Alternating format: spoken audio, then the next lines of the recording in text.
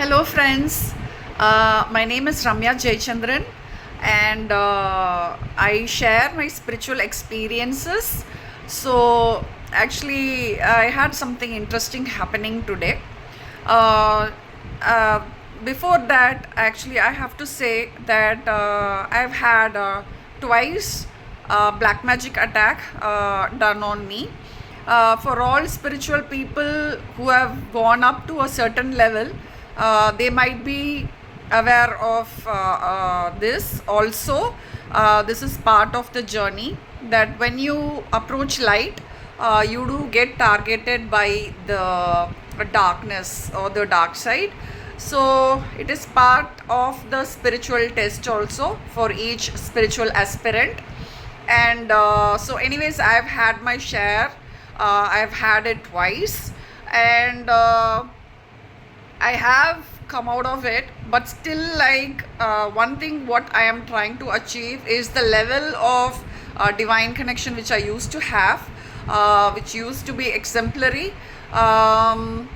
Like, for example, one of the most important traits of a good spiritual connection is claircognizance. And so, like, this claircognizance is something where you have a very clear understanding, of things. Your mind is very sharp, and you are able to perceive, judge things very brilliantly, etc. So this is part of a very good spiritual connection, divine connection. So like, for example, I have been like, sometimes once in a while I do you know feel confused or caught up by emotions, which is normal for all human beings. But still, since I know the difference between being very clear and not clear, I am able to identify things. So anyway, so what I did today, I did my mantra chanting, and then I also started chanting Saundarya Lahari of Adi Shankaracharya. So the one thing I have to mention is you cannot do anything without the permission of God. Okay, like, for example, I have been asking God to help me for a good divine connection and etc. So you have to ask to God for such things, and you have to seek it or will for it also, for the divine to help you and give you ideas and reach out. So I believe the idea or the thought form to chant Saundarya Lahari must have been from the divine beings, because they wanted to help me. And so, like, I started chanting, and I chanted the mantra, which is like Jagatsude Dada Hari Ravadi Rudraksha Bayate Tiraskurvan Nedat Swamabi Vabuhu Isas Tirayadi Sadapurva Sarvam Tadidam Anugrannadi Sasivaha Davajnyam Alam Yakshana Salidayo Prulatika Yoho. The meaning of this is that Lord Brahma creates the universe, Lord Hari protects it, and Rudra is able to destroy it. But Maheshwara, in the name of Maheshwara, Shiva himself, is able to, combine the powers of all three and protect the universe upon, like, the slightest shake of the eyebrows of the Divine Mother, Adipara Shakti. Okay, so this is the somewhat figurative meaning of it. There is detailed explanation also given. You can go and seek for it, but this is just a gist. And so, like, what this mantra chanting, you have to look at these mantras and the wordings and the meanings in a higher form. Okay, you have to first start thinking in a very elevated fashion about Divine Mother, and only then you can catch the essence of such prayers, mantras.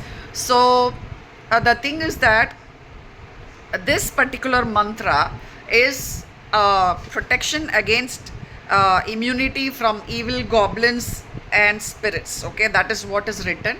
So anyways, I was given by one of the gurujis to recite this mantra, and when I did this, see, the another point is, yes, you it would benefit you enormously if you get into the mode of the meaning and the spirituality behind such mantras.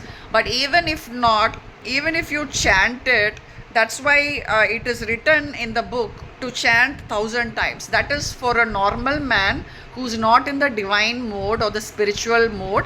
And even if such a person chants it for 1,000 times, meaning why 1,000 times, only then the essence of it will start getting into a non-spiritual person. So that's what is the meaning. Even a person who has no absolute inclination towards spirituality, but if he chants this mantra as many times as possible, he will benefit from it. Okay, so such a wonderful thing Adi Shankaracharya has given us, that there are different mantras for different things, and you just have to chant it, and then you might benefit from it. Okay, and if you have a purity in heart and divine orientation, it is all the more good.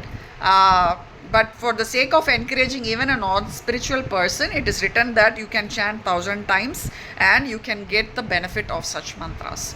So what I wanted to say is, there are so many tools available for protecting us, for giving us the divine connection, for seeing the fantastic other world. Okay, so I think we should all avail from such easy tools available to us. And I was guided to chant this, not just this mantra.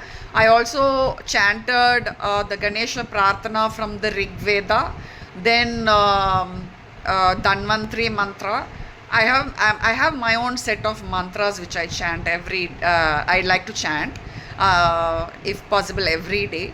And Lakshmi Ashtagam, and these are all very powerful and beautiful mantras. So if you want to seek clarity of mind, divine enlightenment and guidance, I would recommend such mantras. And they are all very good to ground us, to give a control over your own mind, and you will be able to perceive, judge and do things very clearly and in a brilliant fashion, is my consensus.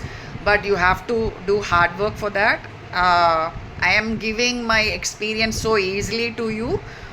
This was out of my own research. I had to go through so many things, and I found out how these were all divine guidances. And after that, I have come to a conclusion that such things do give us such results.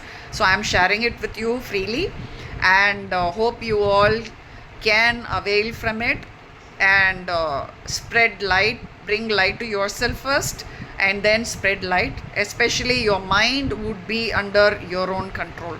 That is the benefit of such mantras. So anyways, hope you try it out and see the difference for yourself.